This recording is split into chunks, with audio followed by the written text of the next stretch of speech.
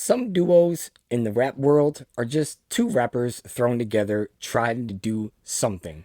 But others, they're literally the architect of hip hop's culture. Poets of the pavement, kings of chemistry. Today, I'm counting down my top 5 favorite rap duos of all time. But this isn't your average list. I'll be breaking down why these rap duos changed the game from the street corners of Queensbridge to gracing the stages of the Source Awards, and also how they reshaped the way that we look at rap duos in the rap game today. So let's get into it with my top 5 and stick around to the end because I think you might be quite surprised. You guys got fat while everybody starved on the street. It's my turn. You come with me. I'm at the Plaza Hotel. You're welcome. You're all welcome! Number 5, Gangstar. Gangstar was a philosophy class set to boom bap drums. Guru is an acronym for Gifted Unlimited Rhymes Universal. They brought knowledge to the game, reflection, and calm authenticity. DJ Premier was the master of dusty samples and razor sharp scratches. Guru and Premier, they met in Brooklyn, New York, but Premier was originally from Texas. Talk about fate aligning together. They crafted timeless albums like Step Into the Arena and Moment of Truth. See, I think Gangstar is highly slept on, but if you go back, you'll see what set Gangstar apart was their balance of street realism and spiritual wisdom. Guru wasn't afraid to drop lines like, "You're paranoid cause you're a son like Elroy, and you'd be happy as hell to get a record deal. Maybe your soul you'd sell to have mass appeal." all while riding Primo's gritty yet soulful production. In a world with flashy gimmicks, Gangstar reminded us that lyricism, truth, and a beat's craftsmanship could still reign supreme in today's hip-hop world. And y'all should really go re-listen to Gangstar. Guru really literally drops knowledge bars. He is crazy. And DJ Premier, well, his beats are just one of a kind. Coming in at number 4, if you think these two were going to be off the list, you're out your mind. Eric B and Rakim. Let's not forget, before Rakim, rappers, well, they really had simple structured bars. After Rakim, the bars were never the same. Partnered with Eric B, the duo dropped Paid in Full in 1987, and it still holds relevance today. It shifted the technique of rhyme schemes in hip-hop forever. Rakim's delivery was always calm, but his pen was a weapon of precision.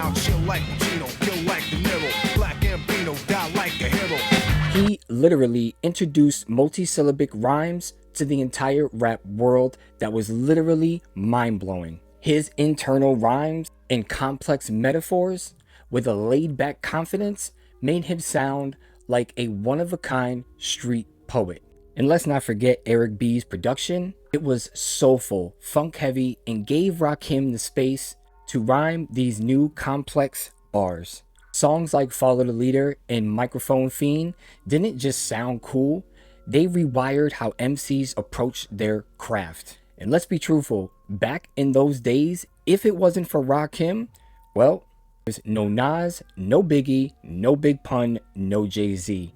He is literally the godfather of internal rhyme schemes and lyricism that couldn't be matched for that time.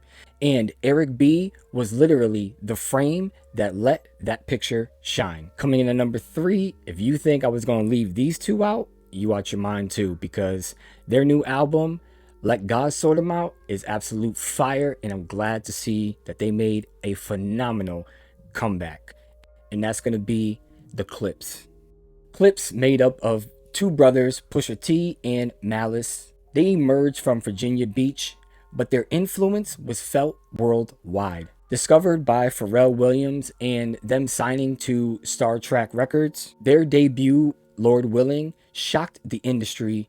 Grinding cousin, I got 4 dozen, even 11.5. If I see you, keep it coming. With Neptune's production and raw, unapologetic drug tales. But see, when it came to the drug bars and talking about the drug game, this wasn't no fiction. Both brothers had deep roots in the drug game, which gave their rhymes a chilling authenticity.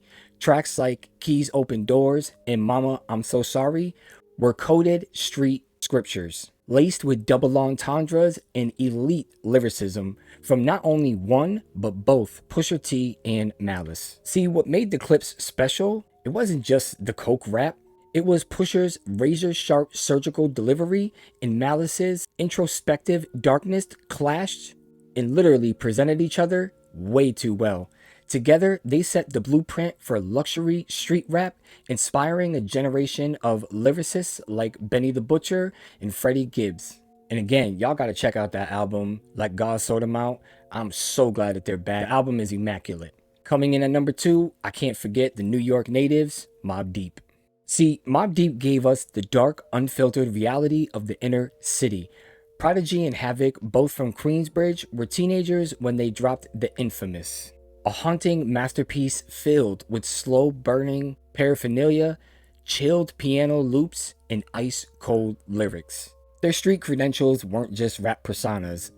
Prodigy came from a family of jazz musicians, but he lived with the painful disease sickle cell, which ended Prodigy's life way too soon. But those rhymes today still give the urgency and depth. And Havoc, well, he produced many of their hardest beats while delivering cold, calculated verses that weren't just something that you could be like, this track is okay, I'm gonna just skip it. You can't tell me when you first heard this, There's a war going on outside, no man is safe from. You could run, but you can't hide forever. you wanted to skip the track, because that'd be a bullshit ass lie. See, the truth is, they didn't glorify street life, they exposed its trauma. There's a war going on outside, no man is safe from became more than a bar. It was a world view of what really goes on in the projects. Havoc and Prodigy documented the reality of survival, making you feel every alleyway, every shadow, and every enemy watching you, and how every breath might be your last. And last but not least, well, number 1 has gotta be Outkast. See, for me, Outkast wasn't just a rap duo, they were a movement. When Andre 3000 and Big Boy dropped their first album, Southern Playlist Cadillac Music, in 1994, the South was barely a blimp in hip-hop's radar, but they changed that forever. Only outcast, many is falling fast, and I continue blasting quickly. They ain't gonna get me, got something for them. Their styles couldn't be more different. Big Boy was a smooth, rapid-fire player, while Andre was the poetic, genre-blending visionary, but together they crafted masterpieces like Elevators, Aquemini, Stank On Ya. I mean, their list goes on. And let's not forget the Grammy award-winning Speakerbox / The Love Below. Now, for those of you who might be younger and don't remember this, in 1995, the Source Awards, when that was hosted, the East and the West were beefing, but Andre stepped up when they won an award and made history with the famous line, I'm tired of folks, you know what I'm saying? Closed-minded folks, you know what I'm saying? It's like we got a demo tape and don't nobody want to hear it, but it's like this, the South got something to say. That's all I got to say. That moment recentered the culture, proving Southern rap had depth, style, and soul. Outkast expanded what hip-hop could be: funk, jazz, soul, poetic street talk, but mixed with some alien vibes. Yeah, you heard me right. They made it all work, and they didn't just put the South on the map, they literally changed the structure of Southern rap forever. From the poetic streets of New York to the wild imagery of Atlanta's AT-Aliens, these duos didn't just rap. They revolutionized. Each one played a part in making hip-hop what it is today. Now look, I know that you might not agree with this list, but these are just my favorites. I would love to hear your top 5 in the comments. Let's get a conversation going. And as always, I guess in the end, what Andre 3000 said about the South, that they got something to say, well, he proved it. My mind warps and bends, floats the wind, count to 10, meet the twin, Andre Ben, welcome to the lion's den. A red jet, no skin, many men comprehend. Anyways, I will see you on the next one. Peace.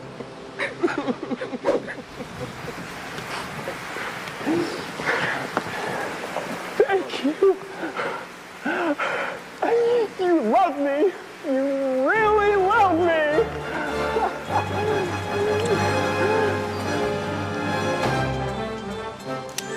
You're not going anywhere.